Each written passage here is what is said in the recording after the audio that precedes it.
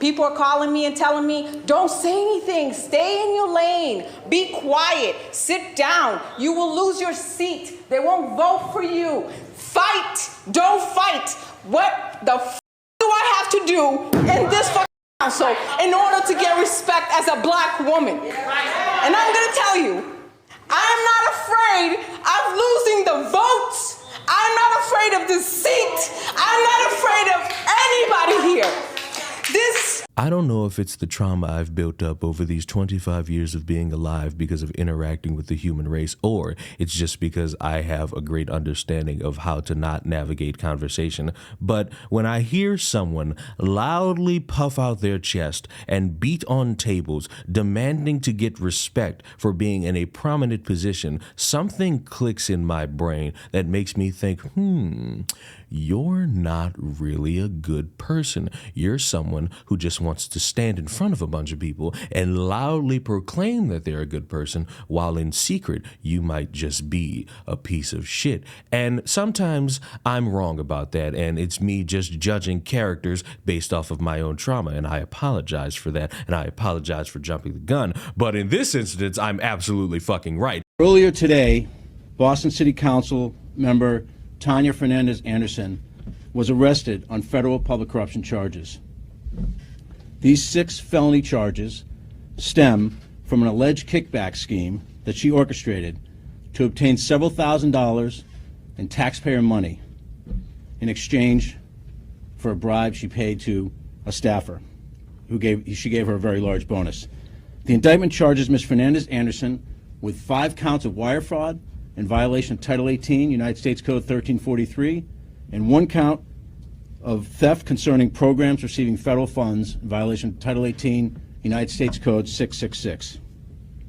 According to the indictment that was returned by a federal grand jury earlier this week, Ms. Fernandez Anderson was facing financial difficulty in 2023.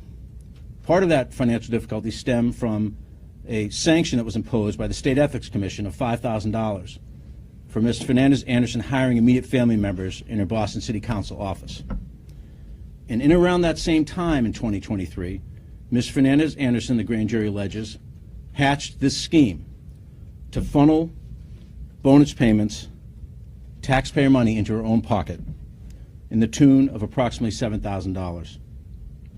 Specifically, despite the fact that she was under investigation by the State Ethics Commission, Ms. Fernandez Anderson hired another family member on her staff at Boston City Hall to handle constituent services.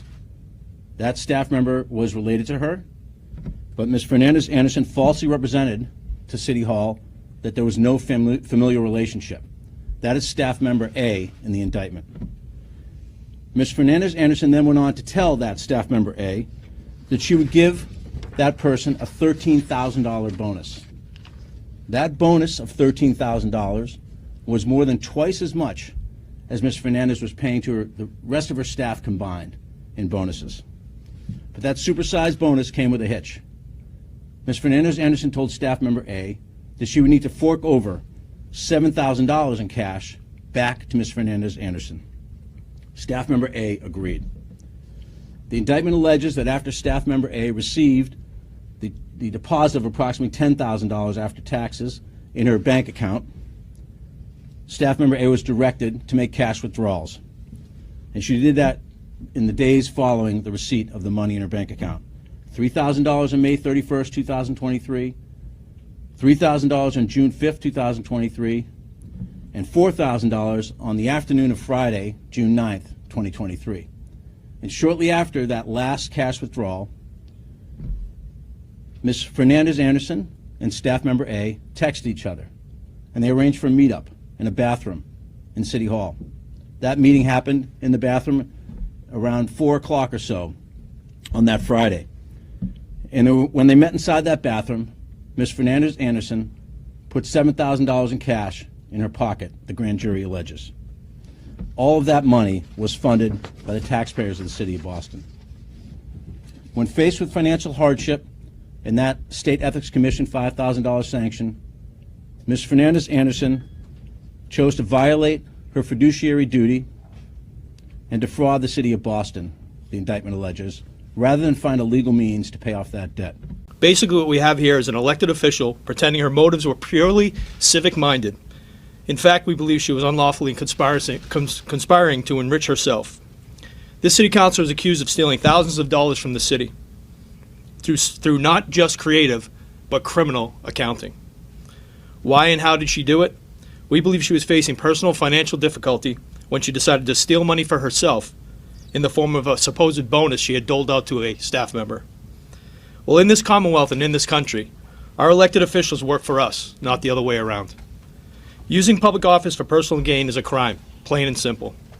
The behavior we allege in today's indictment is a slap in the face to the hardworking taxpayers in the city of Boston who have every right to expect that the city's coffers are in good and honest hands. Nobody is picking on Tanya Fernandez Anderson and her inner circle. We believe this is a situation of her own making. We must hold public officials to high ethical standards, and we will hold them to obeying federal law. In a world where at current standing at time of recording, people are having discussions on if you should care or not care about a CEO getting whacked because of a bunch of people not getting their insurances filed successfully, we also have to turn and look at other corrupt individuals and wonder, should we care? Should we have a little bit of understanding? She is a POC or a black woman, the most, I haven't done this in a while, disrespected group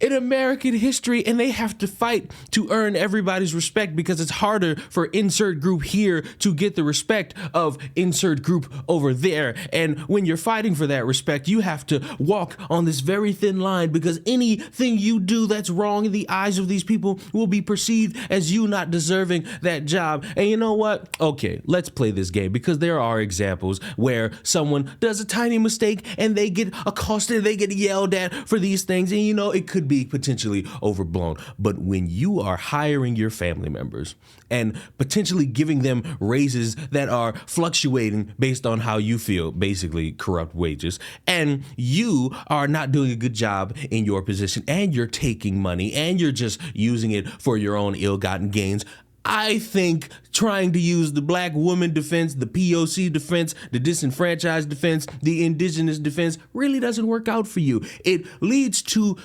I don't know. Criticism for your bad job of standing in front of a bunch of people and saying, I will lead you, and you fuck them over. You deserve to be criticized. You deserve to be walked out in front of a bunch of people, and you deserve to be viewed in front of all of these people as what you are. Corrupt. Do I think you should be whacked? No. Do I think the United CEO official should have been whacked? No, I believe people should just lose their positions of power, because if you're in a position of power and you're doing corrupt things, if you're not letting things grow through that would be beneficial to a bunch of people, if you're not helping the people you're supposed to and you're hurting them, I believe you should lose your job, not your goddamn life. But that's besides the point, because I'm not going to get into this will they, won't they conversation of should I care or should I not care, because that's a bunch of people who don't have consistency being on the front of their key, and that's not a conversation I feel like getting into. What I want to end this video off is to say you should not be in positions of power if you're going to abuse said power. Don't matter who you are. It don't matter what you've done. It don't matter how much you want to stand up for what's right for insert group here. If you are taking the opportunity to get into that power and you are taking that power for yourself and not the people, you don't deserve that fucking position. You deserve to be embarrassed out in public so that everyone knows, hey, this person should never be allowed near a position of power again. I don't even want them holding power over a mop as a fucking janitor. But let me know, do you think it's all a bunch of hoopla? Do you think it's the tearing down of black leaders? Or do you think it's one motherfucker clearly facing a consequence for not helping her fucking community? Just like another motherfucker who we will get to eventually. Subscribe to the channel. I will see you all in the next one. Mwah. Goodbye.